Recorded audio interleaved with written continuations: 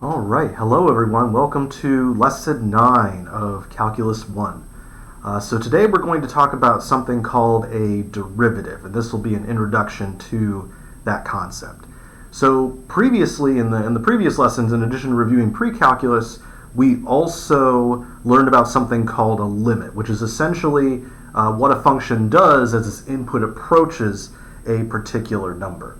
Now, all throughout the rest of calculus, not only this course, but also calculus 2 and 3, we're going to be using the limit quite a bit. In fact, you can kind of group together the mathematics called calculus as almost like a study of the limit. Pretty much everything we're going to do has to do with these limits in some way. And what we're going to do today is we're going to learn about how the limit creates this new operation called a derivative. So let me show you what that means.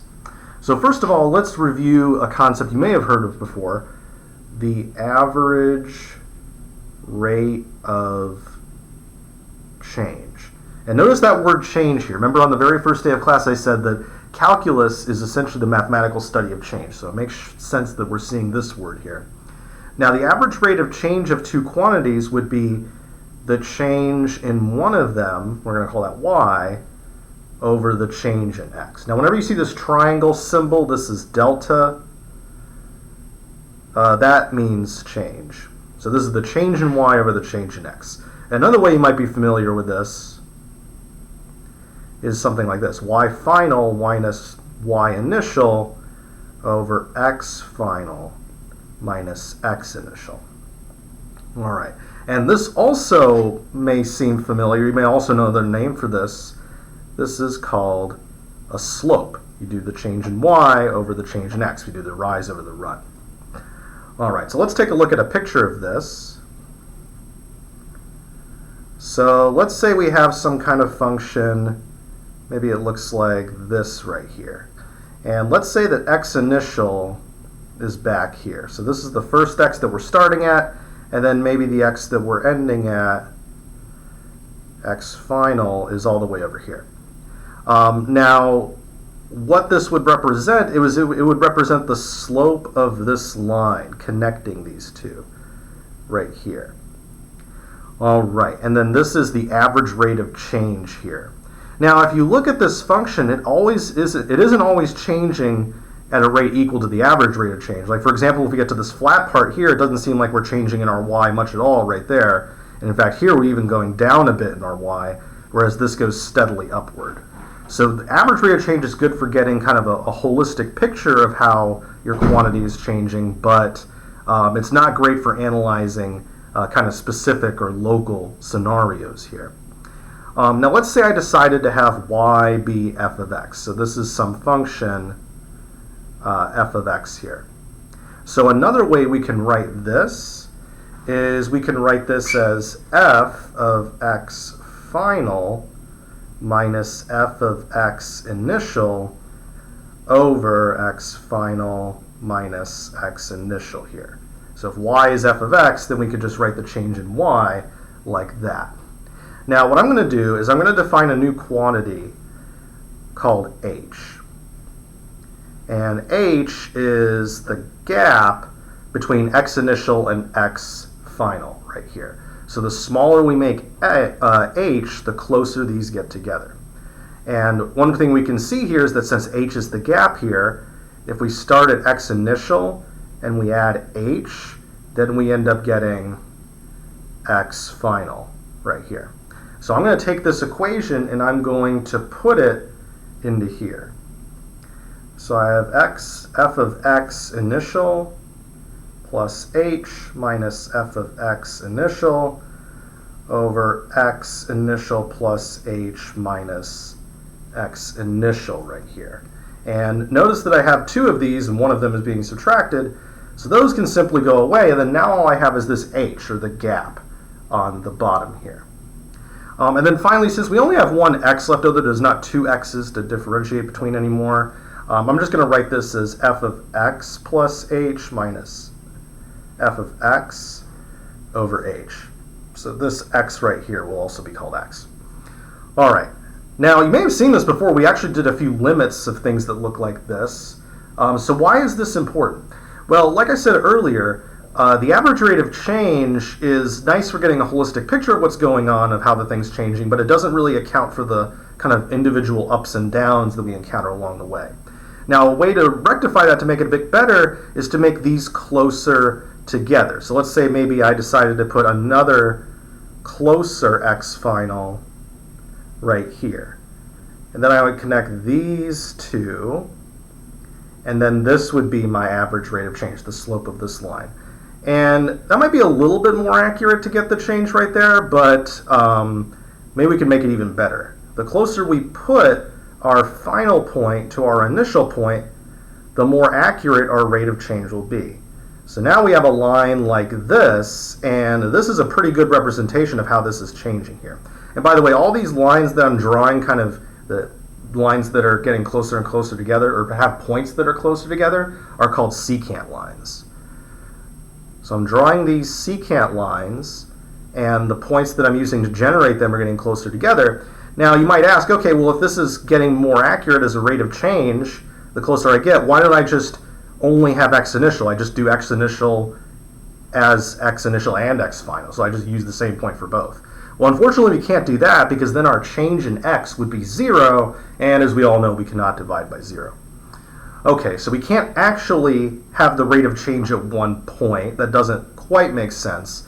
But what we can do instead is we can make our gap progressively smaller and have our gap size, or h, we can have that tend to 0.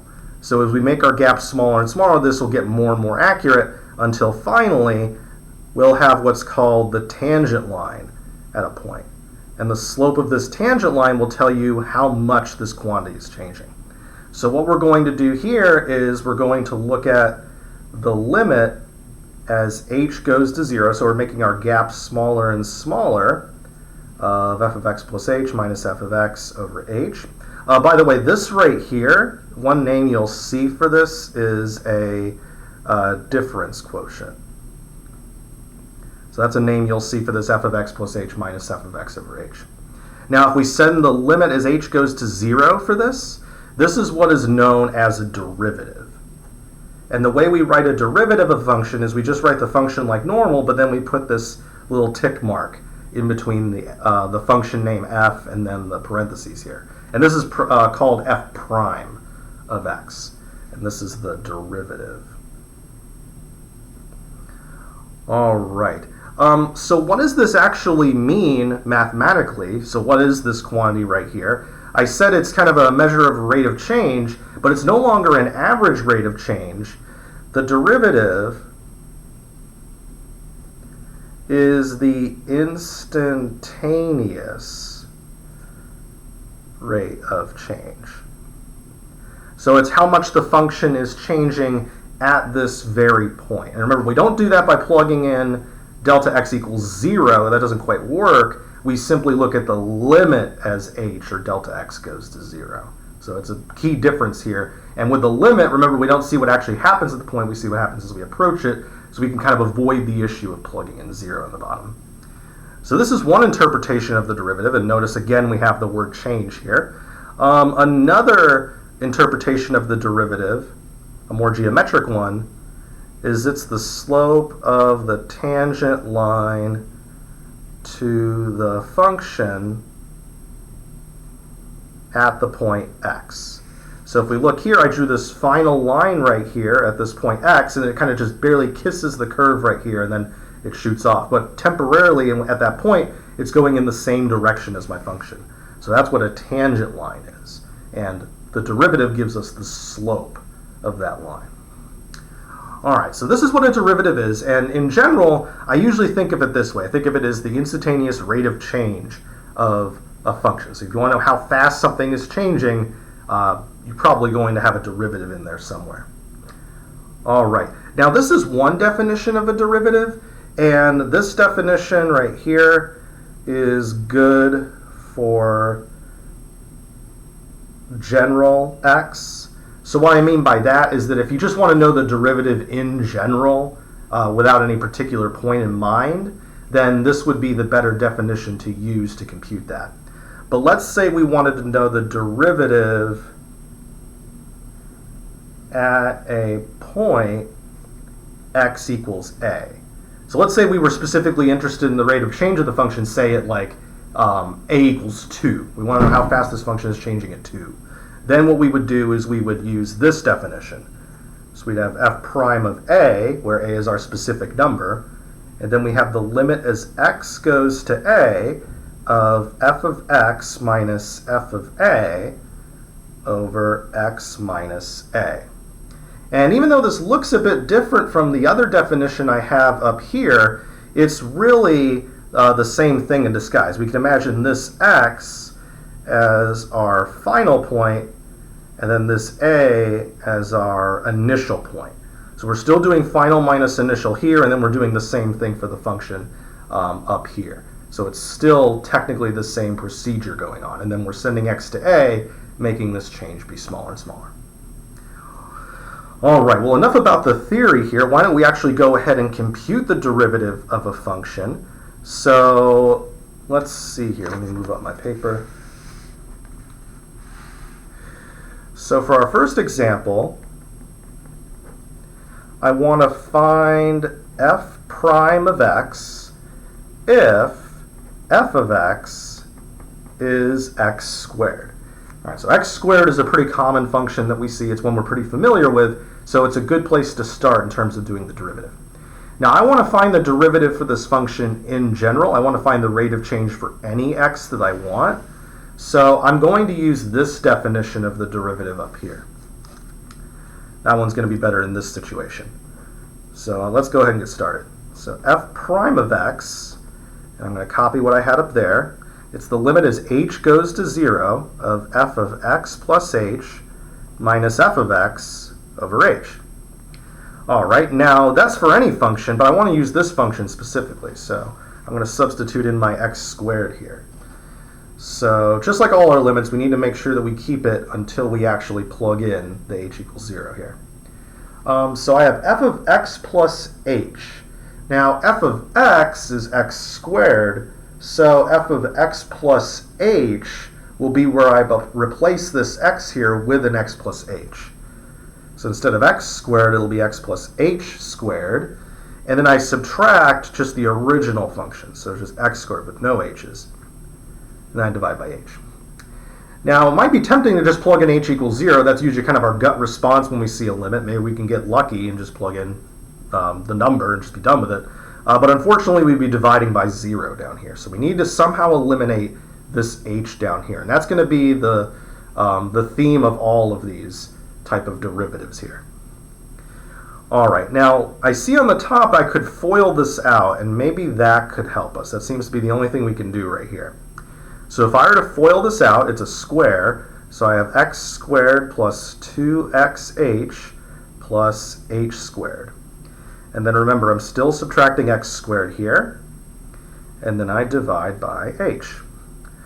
All right. Now I see something happening here. I see I have an x squared here and an x squared there being subtracted. So those can go away. So now I have the limit as h goes to 0 of 2xh plus h squared over h. And then another thing happens at this point. So I got rid of all my x squareds there, and then now every term left over has an h involved. So what I could do is I could cancel it with that h on the bottom. And that's great news because this h was the troublemaker for this limit. So I'm going to cancel this h out with this one and then one of these, reducing it to the first power.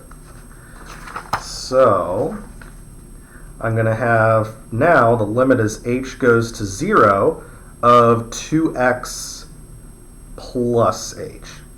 And now there's no denominator to worry about here, so I can simply set h to 0, giving me 2x. So this is going to be f prime of x. So what does this mean? So what exactly did I compute here? Let's say I want to know the rate of change of x squared at the point, say, x equals 1. So what I do is I just plug in 1 into my formula here, and I get 2. So that means that, roughly speaking, when I'm at x equals 1, for every unit I go to the right, I'm going up 2 units. And this kind of makes sense, right? If we look at the graph of x squared, which looks like a parabola like this, if I go to the point 1 right there, x equals 1, notice that I'm going upward right here. So I'm rising. So as I go further to the right, I'm going to be going up. So that's why I have this 2. And it's going up faster than I'm going to the right. Notice it's kind of bending upwards, it's going up faster and faster. So that's why I have a number bigger than 1 right here. If it were a number less than 1, we would still be going up, but we would be kind of leveling off right here. All right, so there's our first derivative. Now, there are some functions that we're going to be seeing quite a lot that actually have pretty easy derivatives. So I want to go over these really quickly before we continue. So let's say we have a constant function. So let's say f of x equals, I don't know, like 60 or something. So what we want to do is we want to find the rate of change of this function with respect to x. So that would have us do the derivative. So we have the limit as h goes to 0 of f of x plus h minus f of x over h. Now, if you think about it for a second, before we even do any algebra or limits here, we're looking at the rate of change of 60. So as x changes, this is always going to be 60. So see if you can make a guess as to what the derivative is going to be before we even do it here. So remember, also, this is a constant function, and we're seeing how fast things change here. All right, so I'm going to plug in my function here. So I plug 60 in. Now, I would normally substitute x plus h into here, but there aren't any x's to substitute. So I'm simply just going to write it as 60. And then f of x is also just 60. All right, well, last I checked, 60 minus 60 is going to give me something pretty nice. It's going to give me 0. And then we have the limit as h goes to 0 of 0 over h. And actually, this is just going to be 0 without any further calculation. Now, a limit like this usually kind of trips people up. This limit right here, the reason why it's just 0, it's not undefined or anything because we have the h down here, is if you imagine this h as being tinier and tinier numbers approaching 0, like 0.1 or 0.01 or numbers like that, 0 over 0.1 is 0. 0 over 0.01 is 0. 0 over 0.001 is 0. So what seems to be the trend here? It seems that no matter how close we get to 0, it's just going to be 0. And remember, the limit doesn't care about what actually happens at the point. It cares about what we're doing as we get closer to it. And it seems like all of those are going to be 0. So that's why this limit's 0. Now, this wasn't specific to 60 or anything. If f of x is a constant c, then f prime of x will just be 0. And this kind of makes sense on a basic level because constant functions are constant. They don't change at all. So they're not going to have any derivative or any meaningful derivative. All right, what a linear function. These are things we also encounter pretty often. So here, our function will be mx plus b, like that. So this is just going to be some kind of line right here. All right, well, let's go ahead and do the derivative. We have the limit as h goes to 0 of f of x plus h minus f of x over h. Now this time we do have an x to plug into. So our x plus h will go here into that. And then we subtract f of x. Now this is something that a lot of people mess up, so watch out. When we subtract f of x, we're really subtracting both of these right here. We're not just going to put the negative on this, we're going to put the negative on both of them. Oops, I forgot to put my limit here. All right. Now what I'm going to do is I'm going to FOIL all of this out, and hopefully we'll get some cancellation like we did for that x squared example. All right, so we have mx plus mh plus b minus mx minus b over h. And just as before, we end up getting some cancellation. So we have those go away, and then we have these go away. So we just have the limit as h goes to 0 of mh over h, and those can cancel out. And the limit of a constant is just going to be the constant. So for our linear function, the slope of our tangent line will be the slope of the line itself. And that makes sense if you look at a picture here. So like let's say we have this line right here, and we want to find the slope of the tangent line here. Well, the line tangent to this is actually just going to be the line itself.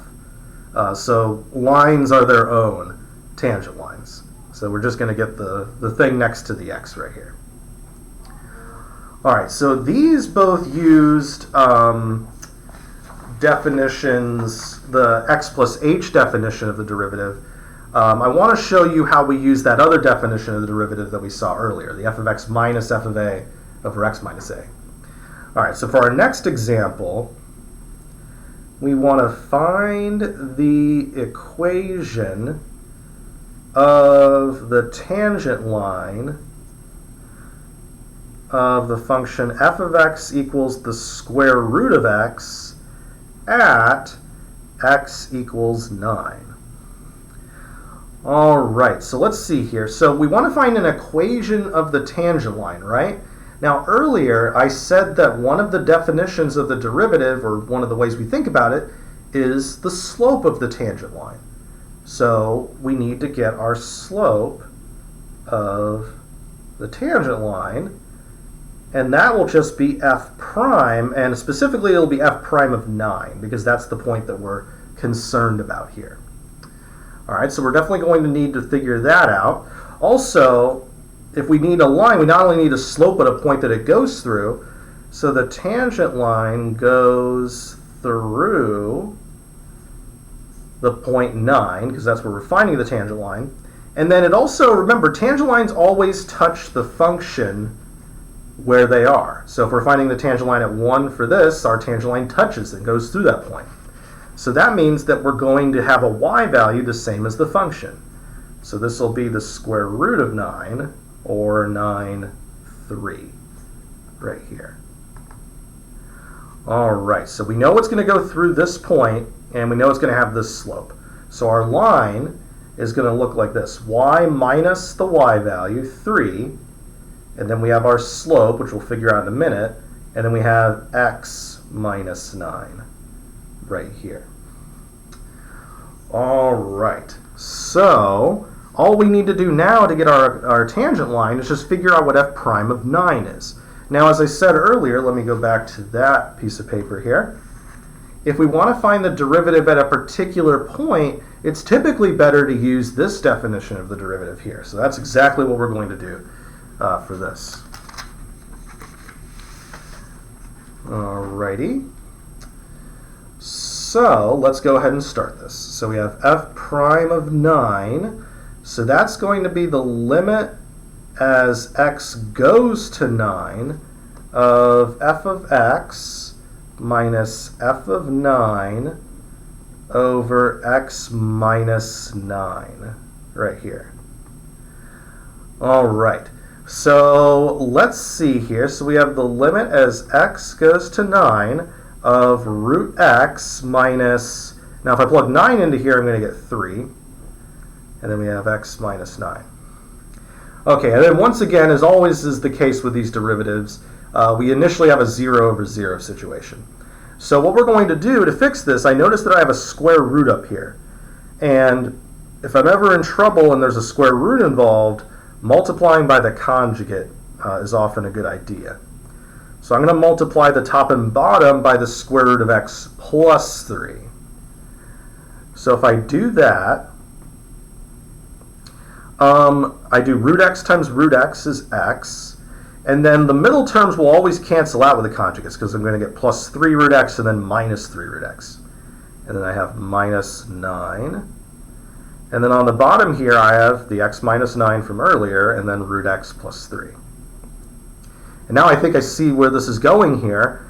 I can cancel these out, and that's really good. So now I'm just going to have the limit as x goes to 9 of 1 over root x plus 3. And there's no issue with plugging in 9 now. 1 over the square root of 9 is 1 over 3 plus 3. So we end up getting 1 over 6. So that means that we're ready to write down our tangent line. It's y minus 3 is 1/6 times x minus 9, right here. All right, so what does this actually look like? Well, if I were to draw my square root function, which looks something like this right here, let's say x equals 3 is right there. Then this is the equation, or sorry, this is x equals 9. Then this is the equation of this line right here. So there's our tangent line. So it just barely, well, I guess I didn't quite draw it close enough, but it just barely touches right there and then kind of goes in the same direction for a moment and then shoots off going the same way, even if the function continues to change. All right, I want to do one more example. So these sometimes evaluating the derivatives using the previous formula, the x plus h one, can be a bit challenging. So I want to show you how to do one of those. Now, let's see here. So I want to find f prime of x if f of x is 1 over the square root of x right here. Now I want to find the derivative for any value whatsoever, any x, so I'm going to use the prior definition. I'm not going to use the one I did for this last problem. All right, so I'm going to have f prime of x. It's the limit as h goes to 0 of f of x plus h minus f of x over h. All right, so now let's see here. I have 1 over the square root of x, but then that will turn into an x plus h instead.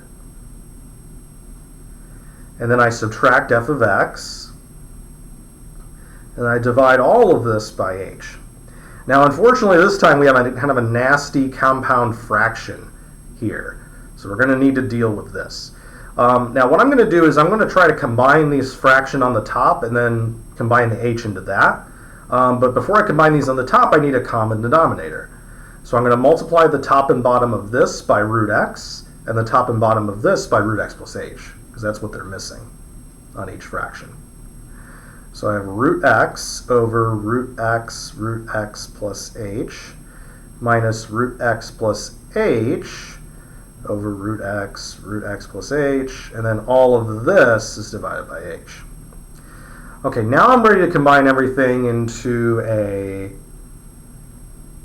single fraction here. So I have root x minus root x plus h, and then they have that common denominator. But then remember, if we have a fraction, so we have this fraction on top, that's just me combining these, and I divide by a number, that number just goes on the bottom. So this is what I have for my limit now. Now let's see if this is any better. If I plug in h equals 0 here, I'm still going to have this h on the bottom messing things up. So I don't really want to do that. Now again, I see a difference of square roots here, or a difference involving a square root. So just like the other problem, I'm going to multiply by the conjugate and see if that helps. That's typically a good idea when we see these icky square root happenings. All right, so with all of this, now my bottom's going to get horrendous here, but hopefully it'll get better somehow. I have root x times root x is x, and then as before, when we multiply by the conjugate, the middle terms will cancel, and then I subtract root x plus h times root x plus h, which is x plus h. And notice that the subtraction applies to both the x and the h. And then on the bottom I have h, root x plus h, and then root x plus root x plus h. So the bottom's getting a bit monstrous here. All right, and then now the top can simplify. Last we get a little bit of that. The top is going to turn into, we have x minus x, so those will go away, and then I have minus h. So my top is going to turn into negative h, so that's what this is equal to, and then I have an h here and an h there, and those can cancel. All right, that's good news, because as always that h is kind of what causes trouble for doing these derivatives. Okay, so then here is our enormous bottom, or denominator. All right, so now let's try to plug in h again. Now that we've gotten rid of the main culprit here, let's go ahead and plug in h. So I plug in h is 0, so I have root x, and then this is another root x, and then this will be root x plus root x, so that'll be 2 root x. But nothing is actually 0 on the bottom, so I think we're good here. So I have root x from that, I have another root x from this, and then I have root x plus root x is 2 root x here. So root x cubed, this is x to the 1/2, and then I cube it, so I have -1, and then I have that 2 down there, and then I have x to the 3/2 because I cubed x to the 1/2. Whew, okay, there we go. So that was a bit more of a challenging derivative here. Now, you might be like, okay, this is kind of awful having to do this even for a function that doesn't seem that bad. Like, we've definitely seen functions worse than 1/root x before, and you're right, this is kind of bad to do. It's not really fun to do all this things with square roots and canceling and all that. But don't worry, in the future we're going to learn some rules to help us do derivatives more easily, so we don't have to do this every single time. So we're going to see a shortcut in the near future. Okay, now I want to go over one more thing before we're finished today. I want to talk about an application of the derivative. Now I imagine that many of you have taken physics before, either in high school or maybe AP physics, or perhaps you're in physics class right now. So this can kind of give you some perspective as to how the mathematics ties in. So our application will be physics here. Now this is maybe something you've seen in physics before, something called the average velocity. So on average, how fast you go. And this is going to be your change in your position, or your change in x, divided by your change in t. So your change in position over change in time. I guess I should technically say change in, but yeah, no, change in position is fine, yeah. All right, so what are we doing with this? Well, let's look at an example of average velocity. It's typically written as v sub avg. So let's say I go 100 miles, so my change in x is 100 miles, and I do so in 1 hour. Then my average velocity is going to be 100 miles per hour. Now, one limitation of average velocity is it doesn't tell you anything specific about what you're doing within this time. So this doesn't mean that I was going 100 miles per hour the entire hour, although I could have been doing that. That definitely could have happened. I could have also gone 200 miles per hour for a half an hour, and then I could have just stopped for the remaining half hour, and my average velocity would have been the same. I still would have traveled 100 miles in 1 hour total. So just like the things we were talking about mathematically before, average velocity isn't quite accurate at telling you the details of what's happening at any particular time. It only gives you an overall view of what's happening. Okay, well, let's say we wanted to know the specific velocity we're traveling at any given time. Well, what we would do, so if we want to know what's called the instantaneous velocity, then what we would do is we would send our change in t to 0. Kind of like how we had the gap between our x's earlier go to 0. If we want the instantaneous velocity, or how fast we're going at a particular moment, we would send our delta t to 0 right here. And when we do that, that's the limit of delta t going to 0 of delta x over delta t. This is none other than a derivative. So this is x prime of t, so we're doing the derivative of our function x here with respect to t. And another way of writing that, the derivative of your position function, is the velocity function. And with this velocity, with the instantaneous velocity, we don't write an avg or anything else, we just say it's v of t. So if you want to know how fast you're going, or your velocity or your rate of change at any particular time, you take the derivative of your position function right here. All right, so let's go ahead and give this a try right here.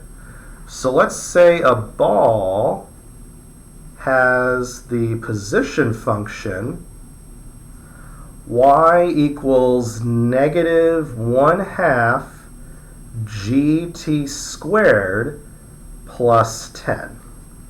Now, g is a constant. So we don't need to worry too much about that. G is the gravitational constant. It's acceleration due to gravity on Earth. And this is going to be the position function that our ball follows. So notice that y of 0 is 10. If I plug 0 in here, I get 0, and then I have a 10 there. That means that my ball starts at a height of 10 units, probably meters if I'm using this formula right here. And then as time goes on, my position is going to go downwards, meaning it's being pulled down by gravity. So this position will get lower and lower over time. So what I want to do is I want to find the velocity of this ball at any particular time t. At any time t, I want to know how fast my ball is going.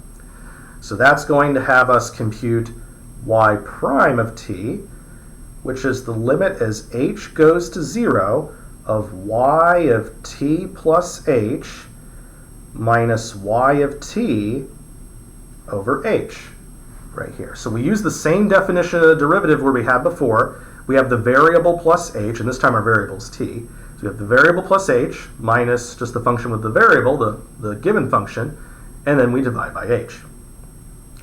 All right, so what happens if I put a t plus h into here? Well, let's see, I have minus 1/2 g, and then I have t plus h squared.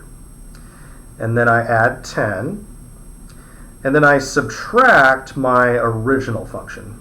And we need to be especially careful with the negative signs this time. Oops, I forgot my limit again. Remember, we need to include our limit on every step because every derivative is ultimately a limit. All right, now this seems actually pretty similar to what we had earlier with our squared function, our x squared, earlier in the lesson here. So it's actually going to play out the same way. So we have the limit as h goes to 0. So I'm going to FOIL all of this. So I have negative 1/2 g, and then I have t squared plus 2th plus h squared plus 10. And then I'm going to distribute this minus here. So I have a plus 1/2 gt squared and then minus 10 right here. All of that is over h. Okay, I'm going to do one more thing here. Well, first of all, why don't we just cancel out these 10s? So those can go away. And then I'm going to distribute the negative 1/2 g through all of this. So I have negative 1/2 gt squared. Then I have a negative 1/2 g times this, so the 2 and the 1/2 will cancel. So I have minus gth. And then I have minus 1/2 gh squared from this term. And then I have a 1/2 gt squared left over there. Okay, so what happens now? Well, this and this cancel out since they're negatives of one another. And then every term left over has an h in it. So this h, and one of these h's will all cancel. So what is that telling me? After all the dust settles in our simplification here, we have negative gt minus 1/2 gh right here. And then I send h to 0, but only this has an h in it, so this will go to 0, and I get negative gt as my answer. So my velocity, and this is my velocity function, is going to be negative gt. Now notice that this is negative, because g is usually positive.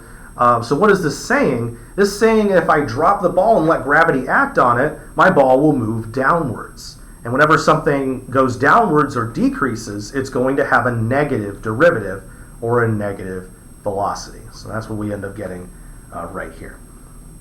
All right, guys, so that's an introduction to derivatives. And next time, we'll learn some techniques that will allow us to avoid having to do these limits every single time. Because as you can see, this is kind of tedious, even for relatively simple functions.